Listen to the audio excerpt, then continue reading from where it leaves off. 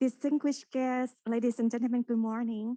It is indeed my great honor to be here with you today and welcome you all to GSPA Innovative Talks.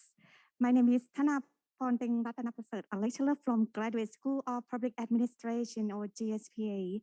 First, let me thank our co-host forum partner, the Tallinn University, for supporting this exciting joint initiative, without whose commitment this special event would not be possible.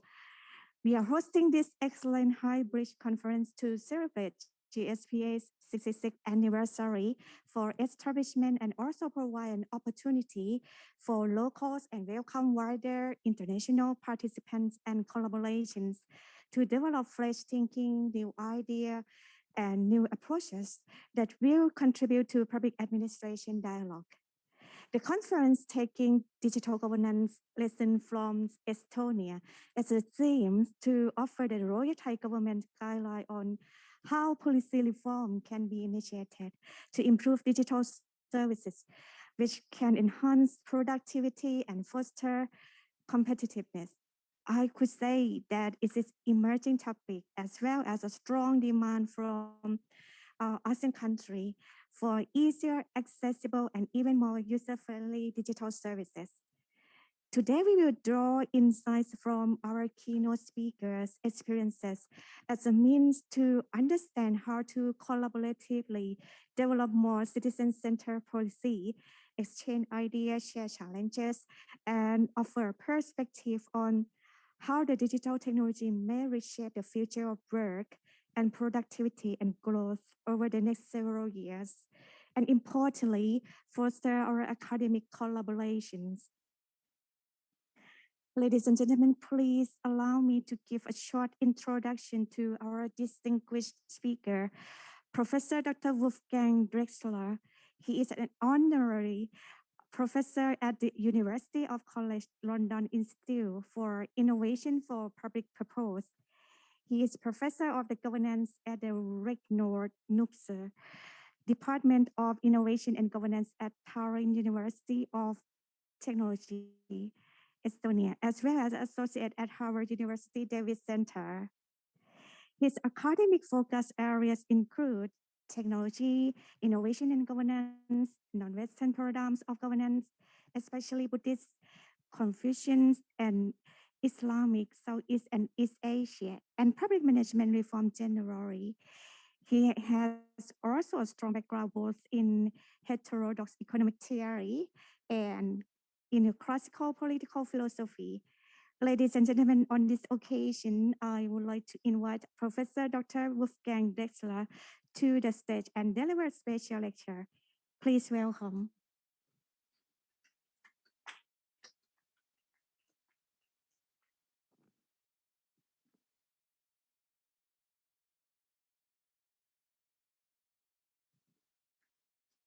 So, ladies and gentlemen, it's a great pleasure, honor, and privilege to be back at NIDA this morning and on a path towards more normalization, if you will.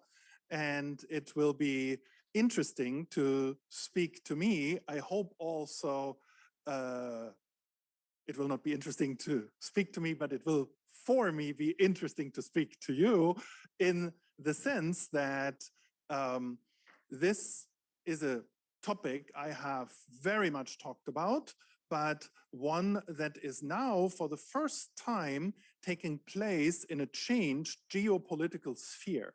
And so this is not just the old lecture, but it is a little bit of something happening in a new framework. So I hope this will be interesting for you as well. And let's move to the slides, please. Yes, so digital governance, lessons from Estonia is my topic. The lecture time I'm envisioning is about 45 minutes. So one of the announcements said that this would be over by 11. You are not so lucky. I will take a little bit longer, as is normal. And then after that, let's see what we can do via Q&A. Yes, so the event of the last month that has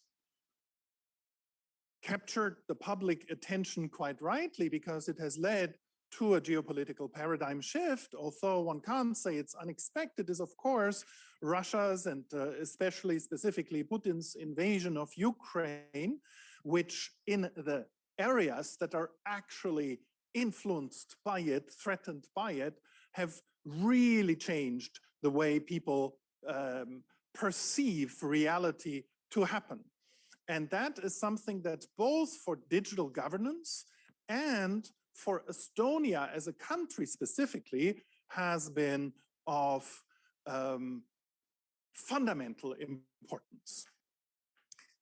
But as far as the digitality is concerned, if you were online, you see an interesting difference between cultures. In Thailand, also the political discourse is largely Facebook-based. And on Facebook, not that much is happening, whereas the war is happening on Twitter. But you do need to be in countries in which Twitter is of great relevance. On the other hand, if you follow Facebook as it is now structured, you would say, this is not the main war going on right now. The main war going on right now is an online game called Elden Ring. Those of you who are of a certain generation will know what I'm talking about. And those of you who are a little bit older will say, what is he talking about? What could Elden Ring possibly be? This is an online game, a Japanese game. Also, the story is from the author of Game of Thrones. Is a very exciting, very, very brilliant game. And yet you would say, okay, so people are playing the games. Why is this so with online? Well, this is so because a certain generation, including in Estonia, including in Thailand, including in Germany and in America, primarily spent their online time not even by gaming, but by watching other people game. And many young people get their main political influence through the games and the discussions during the games, because the gamers will actually talk about stuff while they slaughter the bosses.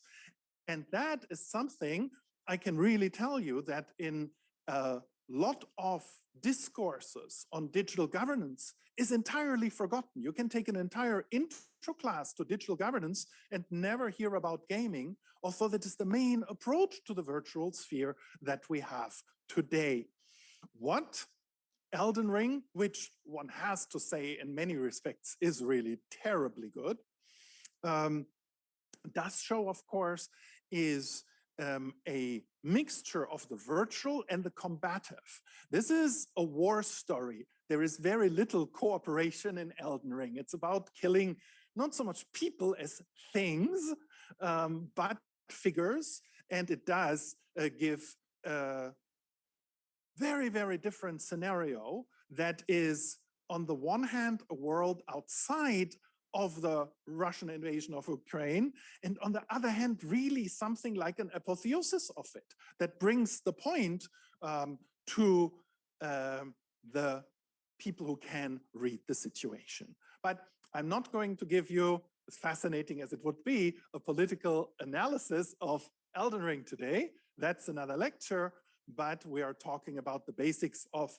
Estonian digital governance. Now, Estonia is a very small country, as you can see here, in the northeast of Europe. Put the circle around it so you can actually see it better. It has 1.32 million inhabitants. That means significantly less than Bangkok. Yeah, this is what qualifies as a small country. The size is larger than Bangkok, so you know that people don't live in a very dense way. It's like certain remote corners of the Isan maybe, but even there the population is denser, and it has a negative population growth. So it's a quite a small place, but a very beautiful one that was able to retain a lot of its natural treasures.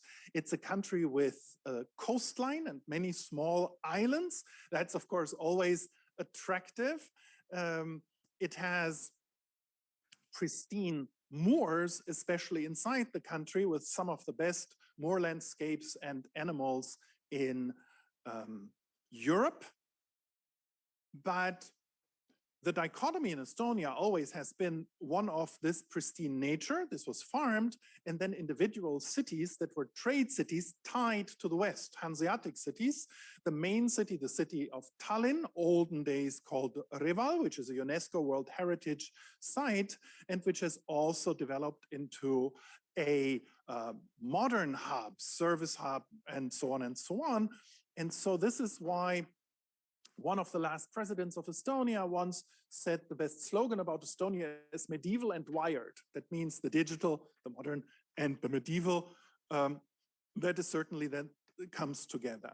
It is this wired part, the digital, that since almost its inception, but not right after its inception, about 10 years after Estonia regained independence, that became the main part of how Estonia not only presents itself to the world, but also sees itself. So it's an identity, a digital identity.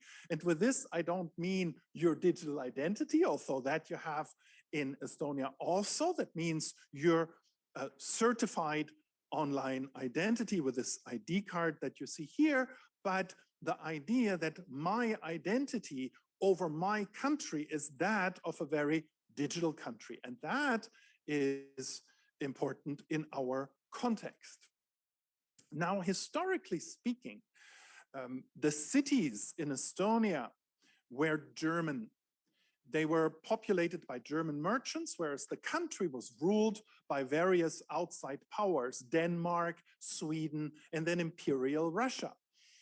There were revolutions against it, but it never really fully worked until very late in the 19th, early 20th century, when Estonia finally regained, gained as well, you see it, independence from Imperial Russia with the end of World War I, but lost it again with the late middle period of World War II, when first the Germans had invaded and then the Russians came in, and so Estonia became part of the Soviet Union. What that means is that Estonia is a country that was independent only for a very short time, over 20 plus years in the interwar period, and then became independent again from the Soviet Union with the fall of the wall in 1989-91.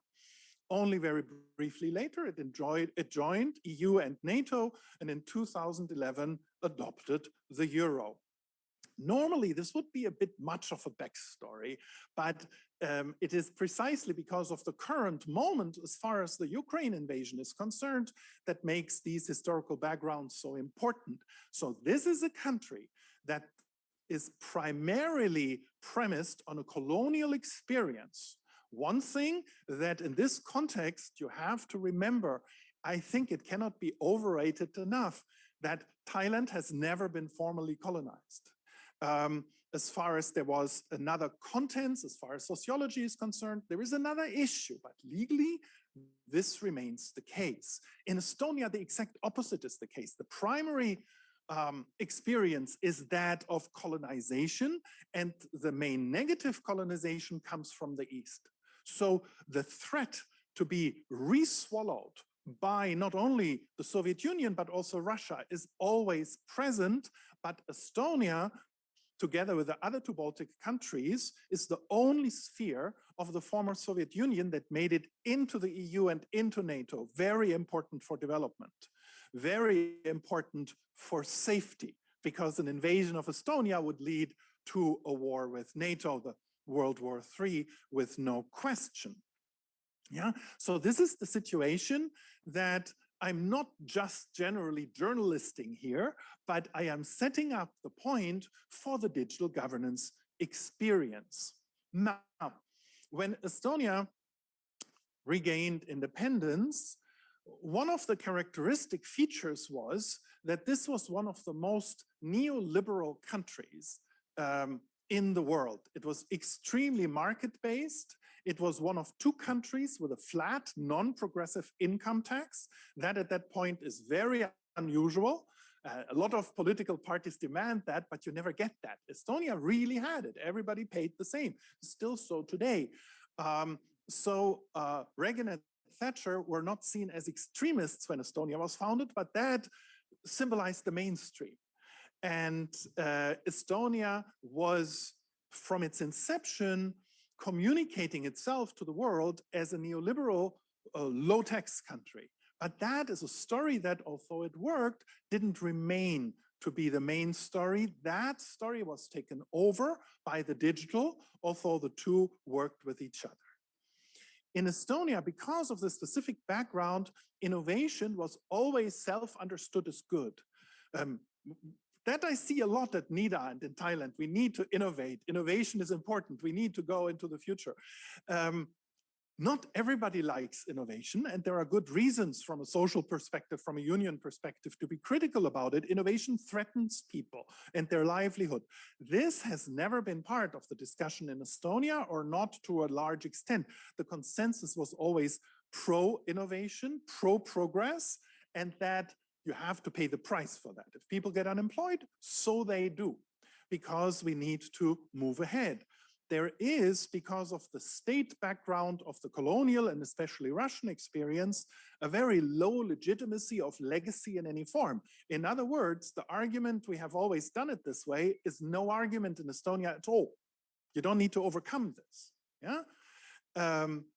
There is, because of this extreme pro-market attitude, a reluctance to pick winners. That means for innovation and industrial policy, let's push this sector, except ICT, information and communication technology, and some biotechnology. Very important, if you look at innovation strategy, there has never been a problem in Estonia with ugly rich people. One of the problems, the great authority on innovation, Joseph Schumpeter, says, is that during innovation drive times, really ugly people get rich, and sometimes their children, you know, these kind of brats with a Ferrari and stuff like that, that really nobody likes and nobody should like, because they're a very ugly form of human existence, if I can put it like this. And again, something that perhaps I don't need to explain in detail here, but this was never a problem in Estonia. If you make a lot of money, if you buy a golden Ferrari, this is not very Estonian to buy Ferraris, SUVs are more this, but that's okay. Yeah, there is no shame in this kind of stuff. Can we have the slides back? They just disappeared. Yes, away with a ugly watch.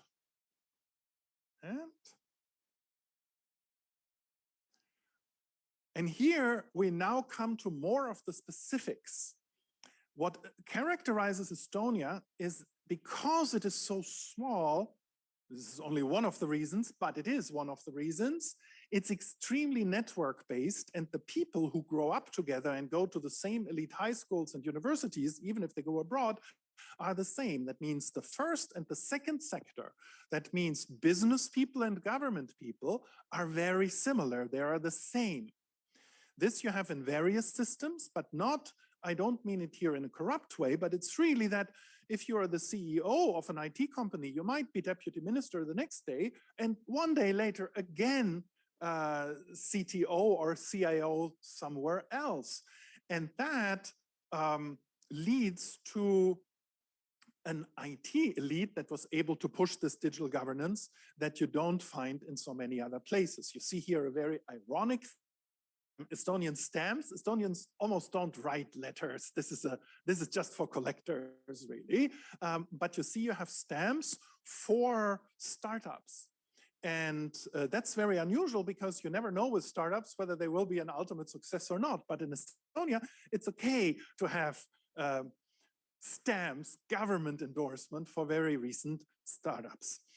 The most important of all the firms, the older ones of you will remember, most of you won't, is Skype, which was one of the main communication avenues before everybody did chat and so on and so on. It was the one safe way of how to communicate, not only by text, but also visually. It was the thinking person's Facebook Messenger, if you will, and also, as I said, a bit less giving secrets to the various governments. Skype was really written by 3 Estonian kids, literally in a garage, marketed by Scandinavians. These success stories and people who went to Skype, and in a small country that really matters, created an extremely positive feedback loop. That means all of a sudden, you really have college kids who become billionaires. And if you don't have that many college kids, it really makes a difference. They were actually able to sell the firm. Then it went down, then they rebought their own firm, and when it was more valuable, they sold it again. So they made billion money twice. And what is also important, that is many of them afterwards stayed thinking-wise in the tech sphere and therefore funded all promising startups. In Estonia, you don't need so much of an innovation fund government-wise because the angel funds will provide that. It's actually difficult to find money to spend because of that. And that gives you, once again, a particularly good infrastructure. And finally, one thing that I really want to emphasize as specific for Estonia is we know that e-governance advances work best where there is a very low fear of the government, because people don't trust giving their identities, making decisions, and so on to a government which they think might not work in their best interest. Realistically speaking, most people don't think the government always has their best interest in mind. And in some countries that by all intents and purposes are democratic, there is also a worry that the government occasionally turns oppressive.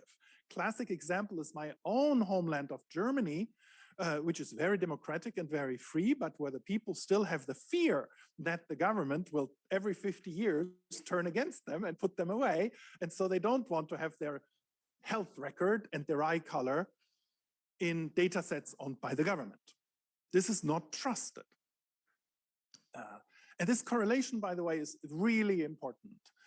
If you look at successes in e-governance, the trust relationship in the sense of absence of fear.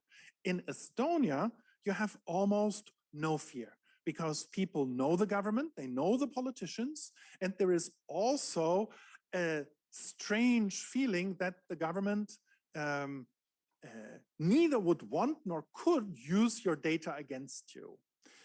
This is not a society in which scandals were very long, and that is why Estonia has, I would say, one of the best digital health sectors, because there is simply no threshold for people to give up their private health data to a place where you at least could argue the government has access to it. This is not the case even in many Western liberal democracies where the otherwise trust is very high. So this is the specific scenario for Estonian digital governance success. And yet the main story of why Estonia digitalized, I would argue, is the same as Catalonia in Spain. This is a picture of Barcelona, which did the same. And that is what we call, with a technical term, modernist positioning. What that means is I am trying to put myself on the map and differentiate myself from other countries to show we are better, we are more modern, we are more sympathetic. This is a communications move. I'm trying to look modern, good, and progressive, not be. The point is the looking. It's a PR move. But let me emphasize, as we also see now, I do not mean this as a criticism. Sometimes people think you're critical if you're saying a country tries to promote itself. Yeah, well, that is part of survival strategy as we see right now. Catalonia is a part of Spain that tries to differentiate itself from Spain and saying we are better than the people in Madrid and use the digitalization to show that. And Estonia, of course, tried to differentiate itself from, as I mentioned to you, the Soviet Union. So in a certain sense, one of the fathers of Estonian digital governance is the now so infamous and rightly infamous Russian president Vladimir Putin, in that making yourself different from the Soviet past, saying we are not Soviet, we are not Russian, we are Scandinavian Europeans, we are progressive, we are liberal, we do digital governance successfully. You want to be in the news, you want to be in the global news, the English-speaking media with positive news, and it was the digital, after the low tax thing that I mentioned before, that allowed this vehicle. So because of this, and this is very, very important to realize, when digital governance was a bit expensive, when it took a while, when there were hurdles, a lot of countries said, we can't do that. Estonia said, we'll do it, because if we do e-voting, if we do e-taxation, if we do e-decisions, it will look good. And we need to look good. We need to look nice and European, so that if the Russians attack, Europeans will remember us, Westerners will remember us as a friendly, successful nation. And look what happened. The Russian invasion into Ukraine, and Estonia is one of the 3 tiny countries that used to be part of the Soviet Union. It has worked. There is also internal things, but before the digitalization, it was really an issue for people in Europe to say, where is Estonia even? Most educated Europeans couldn't find Estonia on a map, or if they saw the Baltics, mixed them up amongst each other. It is the digitalization that helped here. So this communication is a vital part of this strategy, and it explains the success to a very large extent. And let me really emphasize again, for some people that sounds like a critique. It's not, because it's been, as we've seen, extremely successful, but also substantially successful, to which we'll get in a minute. Now, the perhaps in many contexts most important slide of my lecture is this small handwritten one, which shows you the success of Estonian e-governance. One of the stories that people hear is that Estonia started from nothing and within years created a digital state and a digital democracy, as well as a digital administration.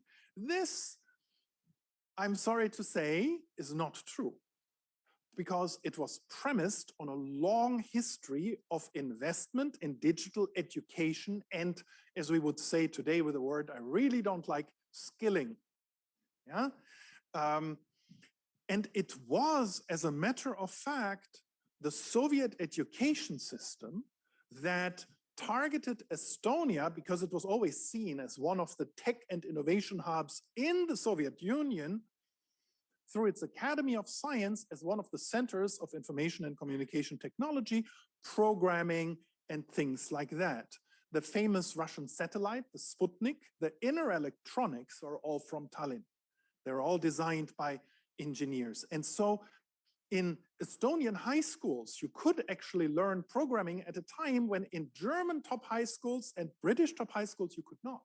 So this is a positive legacy of the Soviet Union, but the reason why the Soviet Union did that is not to develop Estonia, but to use the Estonian skills base to have this kind of engineering happen on a positive level. So this is what we have here, the Estonian Socialist Soviet Republic's STEM program, and that is even in the 1980s. It is then that Estonia regains independence, and when the decision is made in the late 90s to the key year 2000 to go for digitality by these 2 people that you see here, the Prime Minister Mart Laar and the digitalization guru Linnar Vik on the right. These are the 2 fathers. So it's like a gay couple fathership kind of thing of Estonian e-governance. These are the ones that really started it. this was a conscious decision, but even if you talk to these two, and in Estonia you can talk to everybody because it's so small.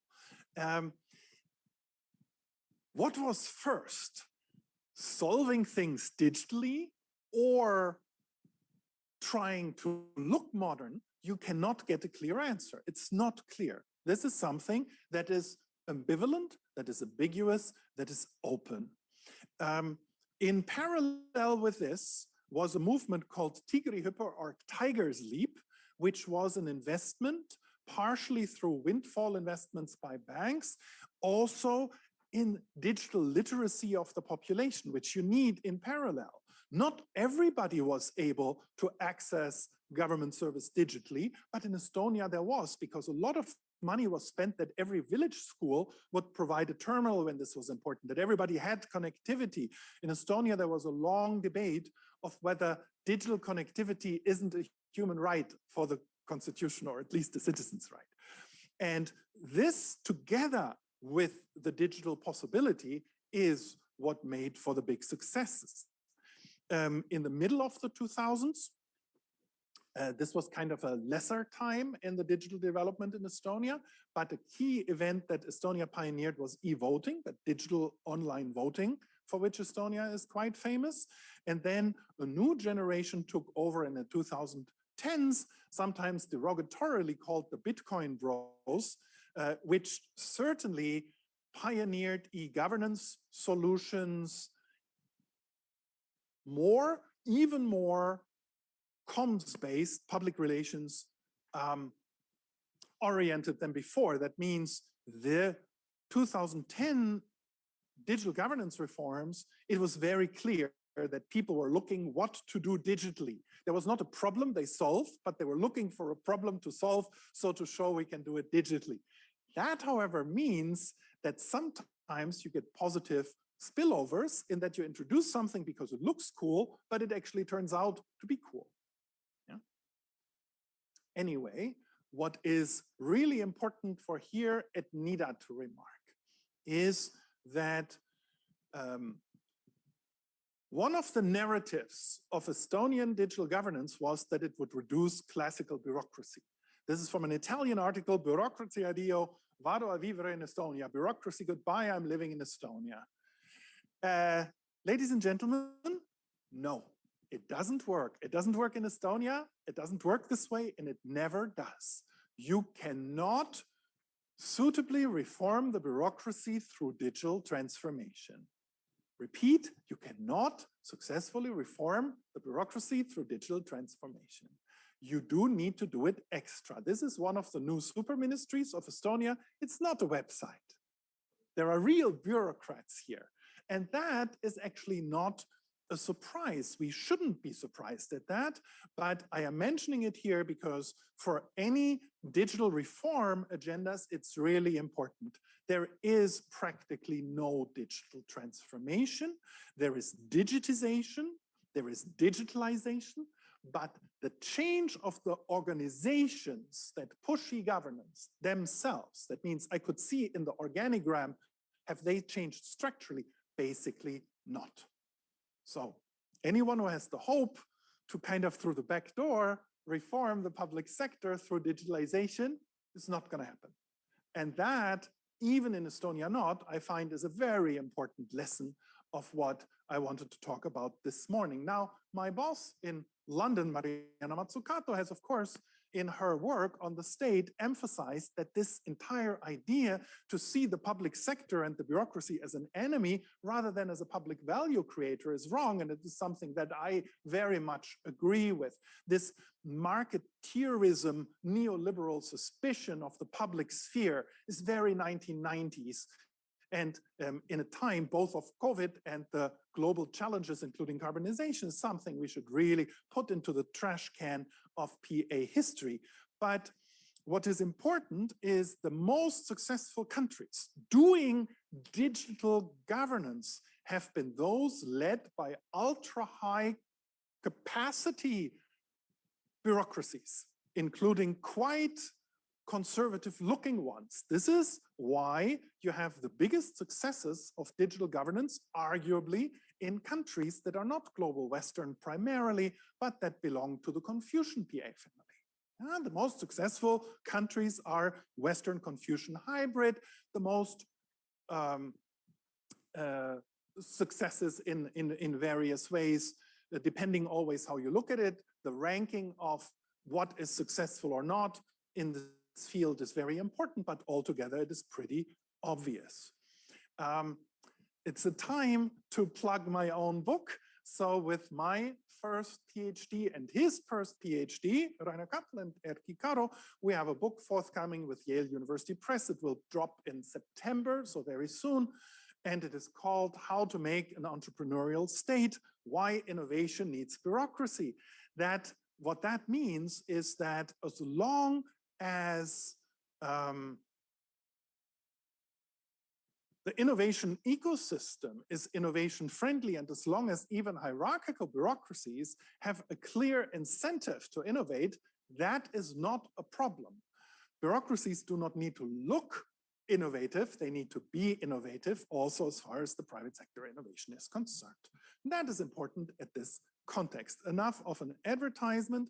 Let's look at the most recent contributions of Estonia to digital governance. The first was the e-identity. That means a card that establishes a very clear code. That means that somebody on the other side always knows where you are, and a mandatory digital signature. That means you're not allowed, even in the private sector, not to allow digital signing of documents. That includes the Rahvakogu, which is an experiment in deliberative democracy. That means random people get selected really by a lottery, and then they're asked how should certain things in the public sector change, and then the results will be passed on to the parliament to preserve classical democracy. Of course, you could also do it otherwise. This, by the way, was the least successful for various reasons. Deliberative democracy is a big problem. Then the e-residency, that means the very famous and extremely popular Estonian possibility that you can actually be a digital resident of Estonia. You can apply for this and you can participate in some of the Estonian digital governance solutions online just through your ID card. You're not allowed to go to Estonia. It's not like a mini ID card to actually live there, but to participate in the e-services. And finally, which we now see how important it is, digital embassies. That means that the entire track record of the country and its files are stored in servers outside of the country, so that if somebody would conquer the country would still go on. That's not going to happen, but in case it does. And of course, today, I'm sure all of you are up to scratch. You need to do something with AI. You need to do something with blockchain. If not, you're not cool. So, of course, Estonia does something like that too. And they came up with various things, including a system called Bureaucrat. Krat is a golem. And that is a classic, well, you call it artificial intelligence, but as you know, most things that we call artificial intelligence are actually big data, and big data are not artificial intelligence, because artificial intelligence by its definition goes beyond the replication from patterns as perceived. So it's a big data solution, but it's an interactive chatbot that is particularly good in supplying services. And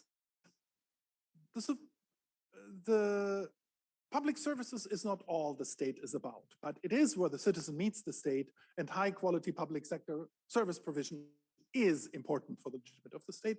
That is what is happening here quite well. But to go back to the e-residency, here we did have a policy conflict that we also see now.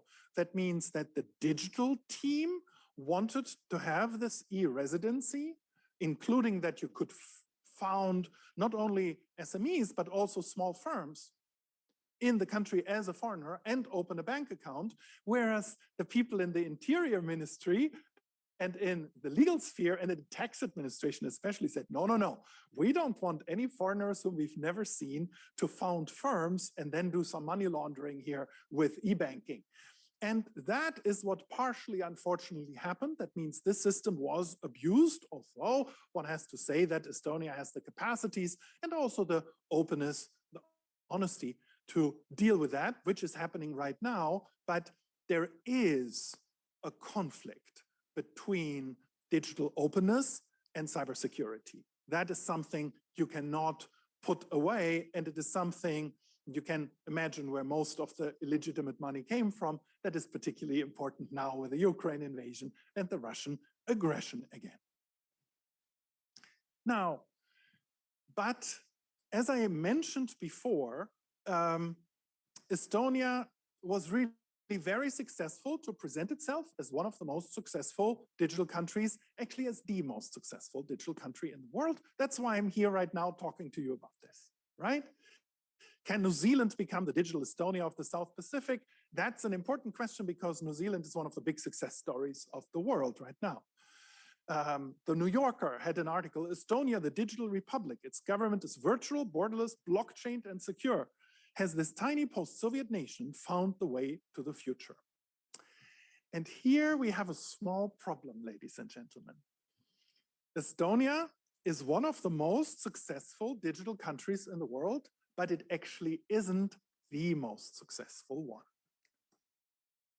Not according to a single big survey. There are various ones, actually 4.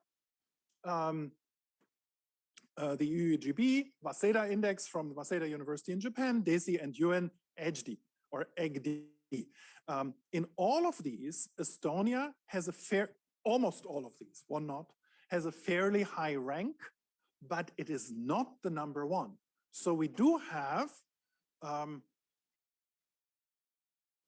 cognitive dissonance between the image of Estonia as number 1 and it really isn't. And yes, it says business lessons from the world's most. It's really marketed like the number 1, and that is a bit overdoing it. In one English report, it has said Estonia's placed in international rankings has not reflected the country's reputation. But that's a strange statement because I thought the reputation is where you are in the rankings. But anyway, this is from Lady Helen Margetts at Oxford Internet Institute.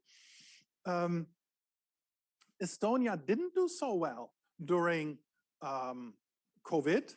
What it did do is that the digital transformation of teaching was easily possible because everybody's connected, that one has to say. But for instance, the Estonian Tracing Act, it was one of the latest, fairly well designed, fairly well policy-wise, but then the implementation left much to desire. In that sense, it reminds me, if I may say so, very much of the Mortana app, which also is a great policy design and a great engineering design. It's really excellent, but then it doesn't really work. That means the implementational level, what it does on your phone is not pretty. But here, this is exactly the same. And I think it's already important if we look at these COVID apps to say that the policy design and the engineering design is excellent. Anyway, so altogether, there is something of a marketing marvel in Estonia, that Estonia is not the absolute number 1, but it has the image of being the number 1. And if you think about that, I said that comms are so important, PR are so important, this is a huge story. To me, the comparison here is Bhutan, which, as you might know, with the gross national happiness and the Buddhist economics, we were discussing that before, is really globally known and punching much above its weight. Bhutan is half as big as Estonia. It's even smaller, but it's extremely well known as the world's most happiest country because it is not judging policy according to gross national product, but to gross national happiness. However, if you read the World Happiness Report inspired by Bhutan, in the current one, Bhutan isn't even in there, but in one of the older ones, this is place 97, not particularly happy. Now, I'm particularly interested in Bhutan, and I've done some advisory work in Bhutan. Bhutan is particularly easy to get to from Bangkok. You have one of the best plane connections to Thimphu. But the point is that actually nobody in Bhutan ever said we are the most happy. What the Bhutanese government says is we are prioritizing happiness and we are trying to move there. No, they have never said they are the most happy, but then you get the advertising people and saying we are the country of happiness and we are the most. The same with Estonia. Estonia is not the digitally most advanced country. Estonia is the country that prioritizes digitalization, including in governance, the most. And once I understand that, I realize what a success story that is. If Estonia is number 2, number 3, number 5, number 7, for a tiny post-Soviet country of 1.37 million, that's a huge success. That's already, for me, an unmitigated success. Both contents-wise and cons-wise, I think Estonian e-governance is one of the great success stories of the last decades. So is Bhutanese happiness, but it doesn't mean that you win. Very briefly, the most successful European e-governance country is actually Finland, to the north of Estonia. And it could be quite interesting to look at why that is so. And the most successful digital country in the world is right here in ASEAN, a very quick flight from here, and it is Singapore. And that is a problem for many because a lot of people who like digital governance don't like the government system in Singapore very much. Where you have to be extremely friendly to call it an authoritarian form of democracy because it really isn't even, you know? This is a highly legitimate, it's a fully democratically legitimized, non-democratic form of governance, authoritarian form of governance with a high legitimacy of over 70% of the people endorsing this. So it is only democratic in a very indirect sense. Yeah? Let's not talk about Singapore here, although I have an entire lecture about Singapore, just as and the Singapore civil service, but obviously I'm running out of time. A few remarks about Finland. So Finland had its digitalization efforts coordinated by the finance ministry, not by the prime minister's office. It was always extremely services oriented and always very much success oriented. That means the Finns never pushed solutions because they look good, but only because they thought it would work. And if they thought it wouldn't work, they didn't do it, and it was not of a problem. Because of its very hierarchical, almost military substructure of the Finnish bureaucracy, the implementation was possible. This is the Field Marshal Mannerheim, the great leader of Finland during the wars, actually. And because Finland is anyway such a success story, you might have actually seen recently there was a publication of the most happy countries, and Finland was the number 1. I really doubt that, but living so close to Finland. But what it means is Finland doesn't need digital success to market itself because it's doing so well anyway. That means you can choose those digital solutions that really make a positive difference. And that again means that I will have a better track record than those who push digitalization for their own sake. And this kind of relaxedness of the Finnish breakfast, as they say, which you see here, leads partially to this success. In Estonia, and this is the last unit of what I want to talk about, in Estonia, the marketing expert is so important that there is actually a visitor center. You don't have to visit the ministries because there's so much tourism to Estonia that people don't want mayors or deputy ministers from the various countries to disturb the people working in the ministries. And so you go to this visiting thing, and this image is of great importance. But it is a push-pull story. Yeah? In that the Estonian digital success is not only promoted by Estonia, but it's also demanded by the world. People want a digital success story. They want to look at a brave, small, nice country that is so successful. Lincoln Steffens, the American journalist who visited Stalinist Russia, came back with a famous phrase, "I have seen the future and it works." That's of course a joke. It was neither the future nor did it work, but that is what people come with back from Estonia. I have seen the future and it works. I want to see this. Your battery is running low. Maybe we need to plug in something. Yeah. Close. Okay. So this slight oversell of Estonia, Daniel Varik, who was the press guy of one of the prime ministers of Estonia, previous finance minister and head of one of the main consulting agencies, wrote a paper in 2015 called Where Stuff Happens First, white paper on Estonia's digital ideology. I'm mentioning this here because I think it's the best Estonian analysis of Estonian e-governance. You can find it on the Ministry of Economics website, and battery is still low. And he said that in Estonia, there are two ways of narrative. Estonia is a fairy tale in which everything is perfect, and Estonia is the better version. You know, the better version means is I try it out for others. It has successes and it has failures.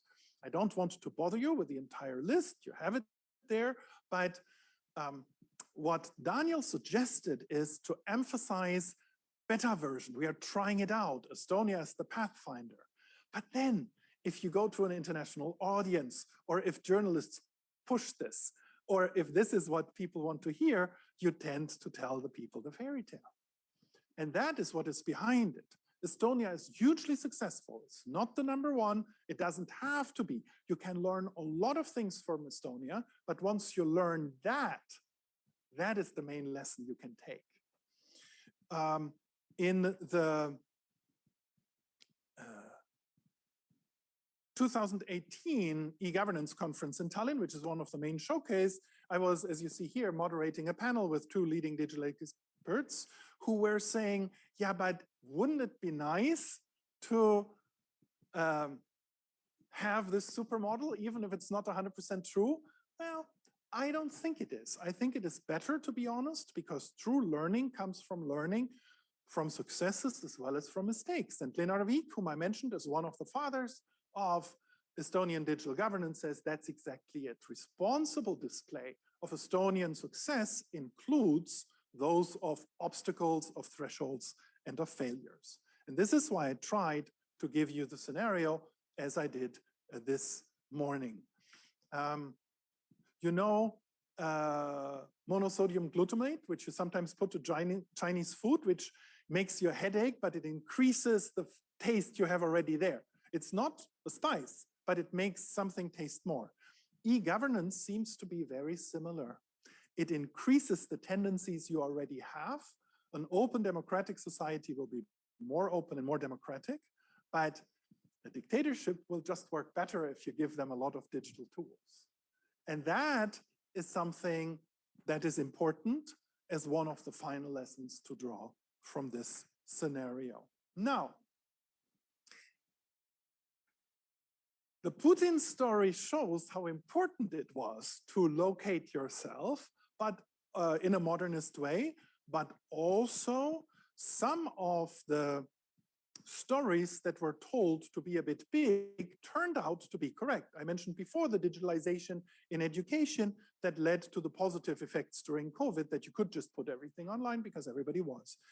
These pushed by some of the inventors of Skype, actually, these are starships, small, independent delivering robots, six-wheeled robots that independently, without now human check, can deliver small parcels and food in places where this is important from one place to another. And it was very often said that in Estonia, everything's robotized and it works like that. And it really wasn't. But since about a year, this is real. This winter, you had traffic jams of delivery robots. And when a delivery robot would fall into a hole, people would help them out. So sometimes, I don't want to say fake it until you make it, but sometimes pushing modern reforms, even for the looks, actually leads to content's success in the long run as well. And that's certainly a more positive message than staying exactly where you are. Thank you so much for your attention.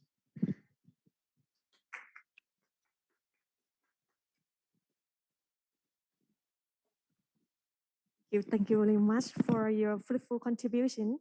A lot of food for thought through the outstanding presentation, all around interesting. But I especially appreciate the thinking of Professor Wolfgang on behavioral norms, capacity of bureaucracy, and be innovative. And with the concrete example from other fields that could be used to shift the view of digital governance. The question is, how do you adapt the digital mindset and skill set to the changing context?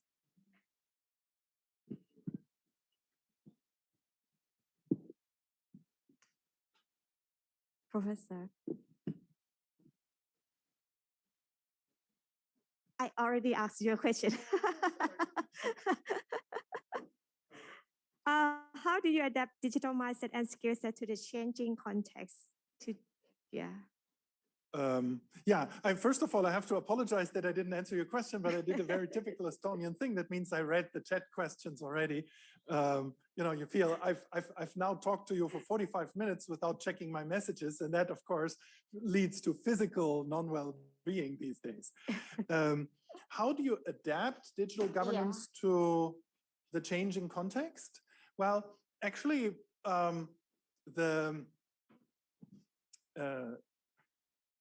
I would say that the digital sphere is part of that change in itself. That means very often digitality, I mentioned the gaming before, changes faster than the rest of the situation. But the way digital governance needs to answer is, how do you improve the life of the persons that exist? But who we are and how we identify changes very often through digitality. In truth, you cannot define a Thai young person today without their mobile phone. It's impossible. It's so much part of them that it is even part of a body extension. Yeah, and you have a kind of fast wiping over the screen here. And a biological synergy that is very important. That I need to calculate in just as much as I need to calculate in, for instance, my digital identity or how I project myself digitally towards the outside world. How much do I go on live? Yeah. How many people in Thailand can I watch brushing their teeth? Tens of thousands every night, although my interest in how people look who brush their teeth in Pattaya is relatively low, but I could. Yeah, so I really think the question is not how to adapt digital governance to the changing circumstances, but how the circumstances are changed because of the digital world transforming so fast that actually elderly social science professors like me are some of the worst people to talk about that, because if you talk about the life reality of younger people, they are just so radically different, and to stay up with this and the options is so important. That does not mean that you can ignore older people as well. There are humans too, very often, and very often the ones with the money, and but their lives are transformed digitally as well, and this is the context within which I would really see that. All right, thank you very much. And another question from Kun Jitlada. There is a conflict between digital openness and national security. Seems that in Thailand, we are struggling in all issues.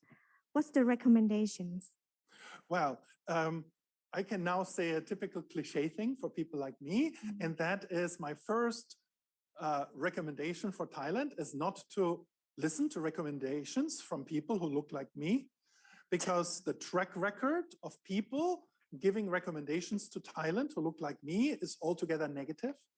Yeah, so NIDA is maybe a little bit of a difference because there were some very good Westerners in its inception as an institution, but altogether, even if I'm considered something of a Southeast Asia expert, in the end, what needs to be done on that realm, on that level, on such a political issue is the balance between security and digitalization in Thailand. That's a Thai question to answer by Thai people. So right back to the question right. asker. Any questions here?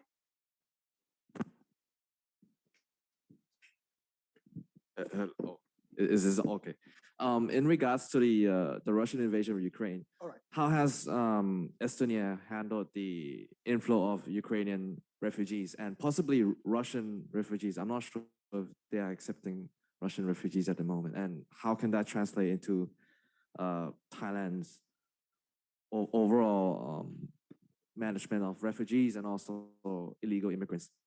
Well, I think that okay, so I will give you three answers to this one. Thank you for this question.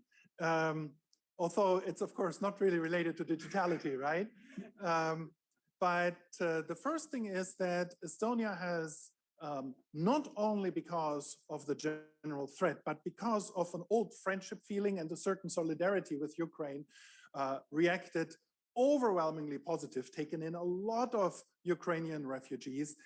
It will be more and more. There are actually predictions that as much as 5 to 10% of the population will be Ukrainian if the trend that we have right now continues, and even some worry of how long this is maintainable. But right now, we really have a tendency in Estonia of people letting 1 or 2 Ukrainians stay in their apartments and houses. Yeah.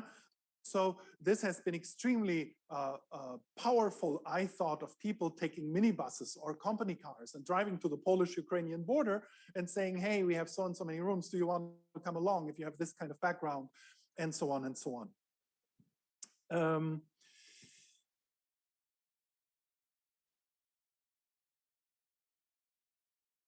I have no recommendation to give to Thailand as far as refugee policy is concerned.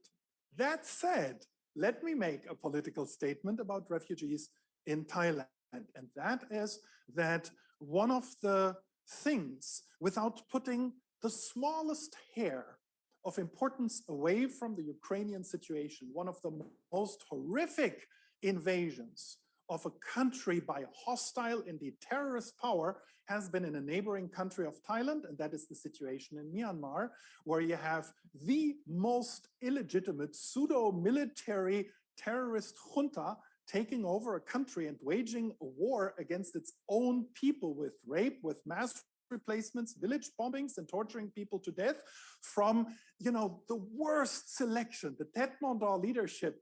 This is as bad as it possibly can. I mean, they're really winning the relation for the worst government. If it were a government, I think there is still a fight going on between the civil disobedience movement and in general the PDF against the government. Myanmar doesn't have a government, but what of course it really means, if you see the atrocities, the bombings and so on happening in Myanmar, in the Karen and Kachin villages and so on, this is a place for which I think any form of ASEAN and mainline Southeast Asian solidarity should lead one to welcome these people as much as one possibly can. One of the things in Ukraine that has happened is that on the international scale, partially because, and this has been criticized by various international media, Ukrainians look Western. So the authors of Western media have been particularly scandalized of the fate of the women and children in Kiev rather than of the ones in Mandalay. But in reality, the Ukraine, as important as it really is, should not overshadow what's happening in Myanmar. And that is, if you will, the local task.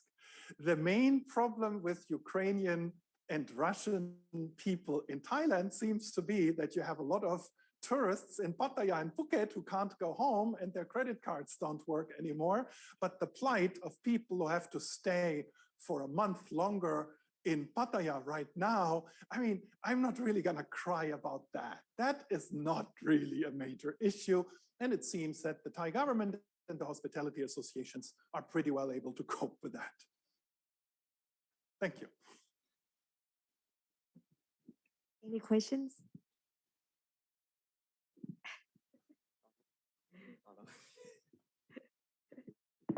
Well, I think government around the world are under pressure to increase like a transparency, accountability, and restoring trust from the citizens. And what is the role of digital governance? It is, as always, ambivalent. What is really important to say is that with digitality, you can make more transparent, you can make less transparent, you can have more accountability, and you can have more top-down rule. I will give you a quote. We need to pick the children up where they are, and they are in the internet. Who said that? Actually, it's a Vladimir Putin quote. Yeah, so that there is digital information, there can be also digital counter-information. We know of the suspicions of the manipulation of the American presidential elections through the internet, both physically through the vote, possibly, and through the information of how you target people according to their digital identities, such as on Facebook, which we should not remember in a Facebook, not forget in a Facebook-based country like Thailand. The business model of Facebook is to sell your identity and your knowledge and that is how they make money. And you agree with that. Whenever you chat on Facebook, you're saying you can sell my information and who I am to firms and to governments. You sign that. Yeah? So I think it is very important that this goes again to what I said about digital transformation. If you want digital transformation of the public sector, you need more digitality and you need a public sector reform at the same time. Yes. The same thing is with transparency. Just to put things online, see, things are much easier manipulated on the net as well. I like to tell the anecdote of the first digital elections in Estonia, where I was in the main room, the White Hall of the palace of the government in Estonia. I've seen the data. Digital election is one of my main fields. I've advised more PhDs in Estonia than anyone else on the subject so far. I really know this. And I had no idea what was happening. I needed to trust that these data reflect properly the votes at that point. That means the digital elections didn't increase transparency, but they actually decreased it in the end, that you basically had 6 IT guys who could judge whether the votes were properly counted or not. This has also changed. There are now new ways of verification, not only that you voted, but whether your vote was the one you voted for, and yet people can't tell which it was. So I know my vote was properly counted, but nobody else knows. But this is very tricky. This is very, very tricky. And I think it is not surprising that digital identity, digital recognition, face recognition, and so on are the darlings of authoritarian and totalitarian governments. Once again, as far as big authoritarian governments that try to rule through what has been called digital Leninism, we don't really need to travel too far to get there. Yeah? So what I really think here, the context is very important, is that you always look at both, but the automatic effects are not there. Digitalization can lead to greater transparency, but it doesn't automatically do so. Nothing improves from throwing iPhones at innocent people. Right. That alone doesn't work. Well, for the Apple shareholders, it makes things better, but for nobody else. Well, you already mentioned the success factor for digital transformation, but what is the most challenges to be a digital government?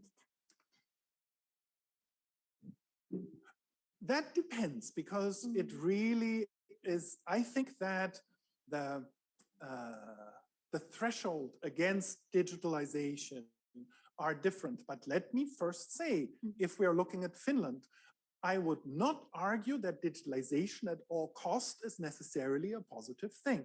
I think this Finnish way of saying, no, the presidential elections, people should go on a Sunday morning, they should talk, they should make a sign, they should live democracy, as in some of the best democracies, this is so, that you have an act.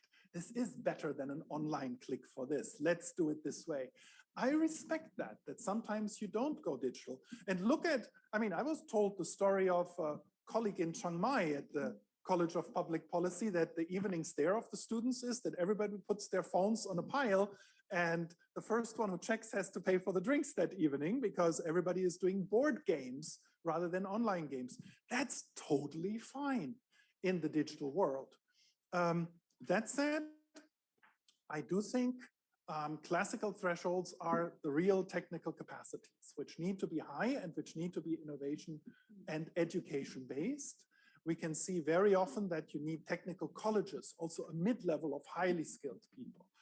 That it is rent-seeking. That means that people who prefer certain kinds of digitalization or who prefer no digitalization have monetary gains to make. A lot of countries in this world have very powerful elites or elite parts in whose interest it is that the world is done in a very specific way. But then there can be also thresholds as overly worrying over a change and the fear of the new that is generational. That, of course, happens. And we do see countries in which you have a particular late middle age in control of politics, particularly reluctant to adopt digital solutions. An example here, no offense to my friends there, would be Japan, which is obviously one of the digitally most advanced countries in the world, and gaming is essentially Japanese. Yeah, it's very important. Once again, Elden Ring is a Japanese game, and those of you who are younger know Ghost of Tsushima and play and things like that. But Japan does not have an advanced digital governance system because the politicians don't want this, because they don't want to take their iPad with them into the meeting room. They want their secretary to print this out and read this. And so you have a variety of obstacles that really depends on where you look at. So no clear answer, Exactly, but an interesting array of obstacles. Any more questions? I got one question in regards to e-governance this time. When you talked about Elden Ring, right? Yes. I wonder how strong is the, well, usually gaming communities are known to be right-wing. And so I was wondering how strong is the right-wing community in Estonia in regards to the online platform, and how does e-governance e-governance deals with that discourse of like extreme right-wing politics and things that are extremely edgy, for example, 4chan. So the thing is that Estonia has a right-wing party, a real right-wing party.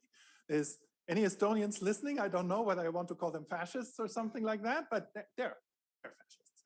Called ECRA, they were once in the government. They're really classic European right-wingers, like say Le Pen or AfD in Germany, or places like that. And Tea Party in America. So this kind of classic Western, not right-wingism, but the Estonian specificity, interestingly enough, is that they are particularly digitally illiterate. They are particularly non-digital. Of course, there is such chat stories. Of course, something like that exists, but it is of almost no political significance in Estonia. What you do have is a patriotic national identity in the center liberal and center conservative parties that in many other places in Europe you would call not right-wing, but super patriotic and almost identitarian. But these are still mainstream parties, and this goes together with a digital identity. But of course, this is a view that right now, with Putin invading, has basically verified their view of the world. Yeah? So in that sense, that is not so much seen as an issue. Altogether, 4chan and so on, I would say, and now I'm making a non-Thai, non-Estonian remark again, but because you brought it up and because I think gaming and e-governance are so important.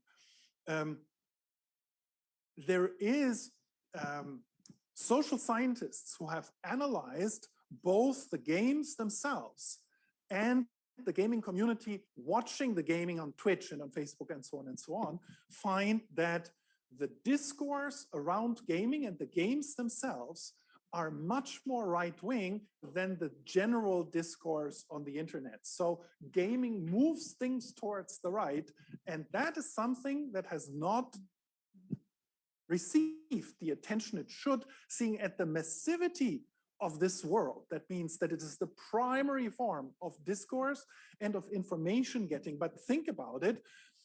If you think about Elden Ring, if you think of Ghost of Tsushima, what kind of virtues does this promote? And even if you look at the really friendly, cutesy games, my favorite here is Animal Crossing and all its world. But this is basically a game in which you spend your time off business in doing business again, because this is all about making money and then buying furniture and fashion for no reason. Animal Crossing has no result other than you buy more furniture and more clothes. Where have I seen that before? So, you have hyper-capitalist and hyper-heroic right-wing militaristic scenarios that seem in the end to be where people grew up and become socialized, and that is on a sociological, socio-anthropological, youth culture oriented way of how to look at governance and politics of utmost importance.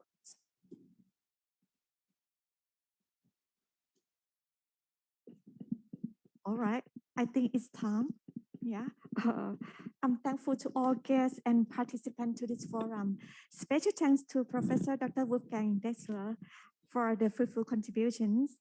So this conference is loaded with information regarding state-of-the-art topics and supplementary subjects that we'll cover all for the digital governance.